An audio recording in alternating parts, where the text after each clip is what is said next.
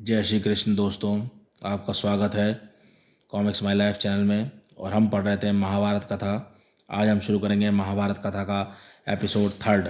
अगर इससे पहले के 2 एपिसोड आपने नहीं देखे हैं तो हमारे चैनल की रिलीजियस कॉमिक्स की प्लेलिस्ट में जाके आप महाभारत कथा के पहले 2 एपिसोड देख सकते हैं, जिसमें जो है पांडु और धृतराष्ट्र का विवाह हो चुका था। अब हम इससे आगे की कहानी को इस महाभारत कथा एपिसोड 3 में आगे जारी करेंगे। तो चलिए शुरू करते हैं। महाभारत। जन्म से ही अंधे होने के कारण धृतराष्ट्र के स्थान पर पांडु को राजगद्दी पर बिठाया गया। कुछ समय पश्चात गांधारी ने 100 पुत्रों को जन्म दिया, जिसमें दुर्योधन सबसे बड़ा था। आगे चल के यही कौरव कहलाए। कुंती के गर्भ से युधिष्ठिर, भीम और अर्जुन तथा माद्री गर्भ से नकुल और सहदेव ने जन्म लिया, जो पांडव कहलाए। पुत्रों के जन्म के कुछ दिन बाद ही पांडु का देहांत हो गया, इसलिए जन्मांध होते हुए भी धृतराष्ट्र को राज सिंहासन पर बिठा दिया गया। जब कौरव और पांडव बड़े हुए तो गुरु द्रोणाचार्य को बुलाकर उनकी शिक्षा का भार उन्हें सौंप दिया गया। जब राजकुमारों की शिक्षा पूरी हुई तो एक दिन द्रोणाचार्य भीष्म जी के पास पहुंचे। महाराज, राजकुमारों की शिक्षा समाप्त हो चुकी है। मैं चाहता हूं कि राज परिवार ही नहीं, प्रजा भी देख ले कि कौन राजकुमार कितना योग्य है। अवश्य ही कल एक विराट समारोह का आयोजन किया जाएगा। दूसरे दिन एक विशाल समारोह का आयोजन किया गया और सभी राजकुमारों ने अपने अपने कौशल दिखाए। कौरवों की अपेक्षा पांडवों ने युद्ध कौशल से लोग अत्यधिक प्रभावित हुए। भीष्म ने समारोह के अंत में घोषणा की, 100 कौरवों और 5 पांडवों में अर्जुन सबसे श्रेष्ठ है, इसलिए अर्जुन को विशेष रूप से पुरस्कृत किया जाएगा। सहसा सभा के मध्य से कर्ण उठ खड़ा हुआ और भीष्म की ओर संकेत करते हुए बोला, नहीं पितामह, आप अपना निर्णय वापस लीजिए। यदि अर्जुन मुझे पराजित कर दे तभी आप उसे सर्वश्रेष्ठ घोषित कर सकते हैं। भीष्म ने कर्ण की ओर दृष्टि उठाई, लेकिन युवक, तुम कौन हो? पितामह, मैं अधिरथ का पुत्र कर्ण हूँ। लेकिन कर्ण, आज की इस प्रतियोगिता में केवल राजकुमारों को ही भाग लेने का अधिकार है और तुम सूत पुत्र हो, इसलिए हम तुम्हें अर्जुन से युद्ध करने की आज्ञा नहीं दे सकते। दुर्योधन ने, जो जन्म से ही पांडवों से ईर्ष्या करता था, उचित मौका देखा और उसे अर्जुन को अपमानित करने का उचित अवसर हाथ लगा। वह उठकर खड़ा हुआ और द्रोणाचार्य से बोला, गुरुदेव, यदि ऐसी बात है तो मैं कर्ण को अंग देश का राजा बना देता हूँ। आज से यह अंग देश का राजा होगा। दुर्योधन ने अपने सिर पर रखा मुकुट उतारा और उसे कर्ण के सिर पर रख दिया। लेकिन दुर्योधन सूर्य अस्त हो रहा है, इसके नियमों अनुसार अंग देश का राजा बन जाने पर भी कर्ण को अर्जुन के साथ युद्ध करने की अनुमति नहीं दी जा सकती। दुर्योधन दुशासन से बोला, दुशासन, अब हम 100 नहीं 101 हैं। कर्ण और मेरी मित्रता स्थायी और अमिट है। कर्ण धनुर्धर से भी बढ़कर धनुर्धर है। भैया, यह विकट योद्धा है। मुझे दुर्योधन की दोस्ती पर गर्व है, लेकिन मुझे एक बात का बहुत ही दुख है। वह क्या कर्ण? कहीं तुम मेरी मित्रता पर अविश्वास तो नहीं है? हरगिज नहीं, पर मुझे दुख इस बात का है कि महाराज धृतराष्ट्र ने आपको युवराज न बनाकर युधिष्ठिर को युवराज बना दिया। कर्ण, दुर्योधन और दुशासन के साथ शकुनी भी था। वह कौरवों का मामा था और स्थायी रूप से हस्तिनापुर के राजमहल में रहने आया था। शकुनी एक नंबर का जुआरी था।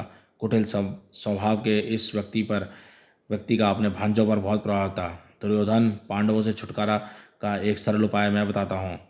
जल्दी बताओ मुझे मामा, मुझे तो रात दिन यही चिंता खाए रहती है कि पांडवों से छुटकारा कैसे मिले। हिमालय की तलहटी में एक वारणावृत नाम का एक बहुत ही सुंदर नगर है। पुरोचन हमारा साथी है। भवन निर्माण कला में उसका कोई जवाब नहीं है। हम उसे वारणावत भेजकर वहाँ लाख और राल से एक ऐसा सुंदर राजमहल बनवा देते हैं जो देखने पर लकड़ी और पत्थर का बना दिखाई देगा। लेकिन मामा, हम पांडवों को वहाँ जाने के लिए मजबूर नहीं कर सकते। उसका भी उपाय है। हम महाराज धृतराष्ट्र को कहेंगे कि वारणावत में विद्रोह पनप रहा है। इस विद्रोह को शांत करने के लिए वहाँ युधिष्ठिर को भेजा जाए और महाराज उन्हें फौरन वारणावत जाने की आज्ञा देंगे। फिर एक रात जब पांचों पांडव और कुंती लाख के महल में गहरी नींद सो रहे होंगे तो महल को आग लगा दी जाएगी और रात राल तथा लाख का बना महल पलक झपकते ही उन्हें जलाकर राख कर देगा। वाह मामा, तुमने यह उपाय पहले क्यों नहीं बताया? मैं अभी पुरोचन को वारणावत भेज देता हूँ। कुछ दिनों बाद युवराज युधिष्ठिर अपने चारों भाइयों और माता कुंती सहित वारणावत पहुंच गए। पुरोचन ने इतना सुंदर महल बनाया था कि माता कुंती, भीम, अर्जुन व नकुल सहदेव उसकी सुंदरता में खोकर रह गए। अर्जुन ने युधिष्ठिर से कहा, बड़े भैया, यह पुरोचन तो सचमुच एक महान शिल्पी है। देखो तो थोड़े से ही दिनों में इसने कितना सुंदर महल बनाया है। यह महल तो हस्तिनापुर के राजमहल से भी कई गुना खूबसूरत है।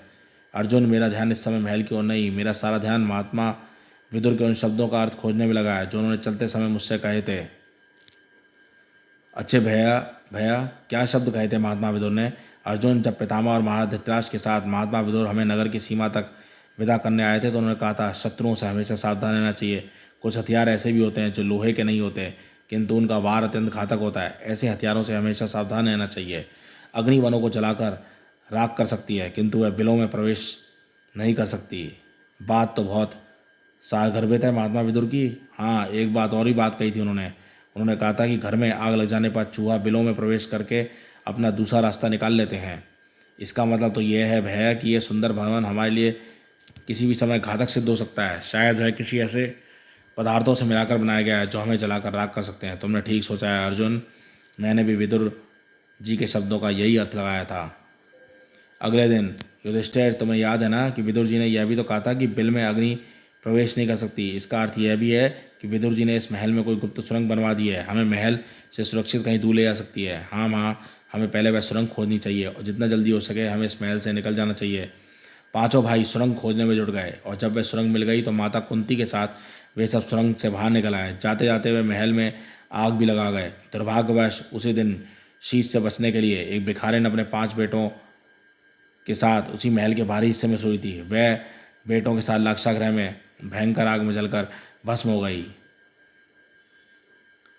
सुबह जब लाक्षागृह की राख में जले हुए 6 मानव कंकाल निकले तो नगरवासियों ने यही समझा कि कुंती और 5 पांडव लाक्षागृह में जलकर भस्म हो गए हैं।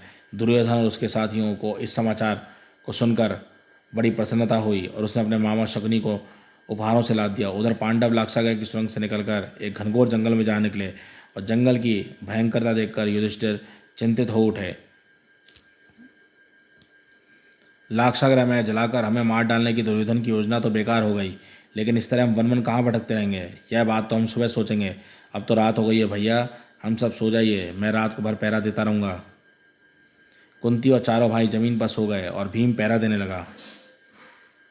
उसी वन में हिडिंबम नामक एक राक्षस अपनी बहन हिडिंबा के साथ निवास करता था। उसे मानव गंध महसूस हुई। वह चौंक उठा, अपनी बहन से बोला, लगता है आज कोई मानव भटक कर वन में आ पहुंचा है। मुझे मानव गंध आ रही है। जाओ बहन और जाकर पता करो, आज तो अनायास ही मनपसंद भोजन मिलने वाला है। हिडिंबा मानवगंध को सूंघती हुई वहां पहुंची जहां कुंती अपने चारों पुत्रों के साथ सोई हुई थी। भीम उस समय पहरा दे रहे थे। हिडिंबी ने जो ही भीम के सुंदर और हष्टपुष्ट शरीर को देखा उन पर आसक्त हो गई और भीम के निकट जा पहुंची। बलशाली युवक, तुम कौन हो और ये लोग कौन हैं जो तुम्हारे पास सोए पड़े हैं?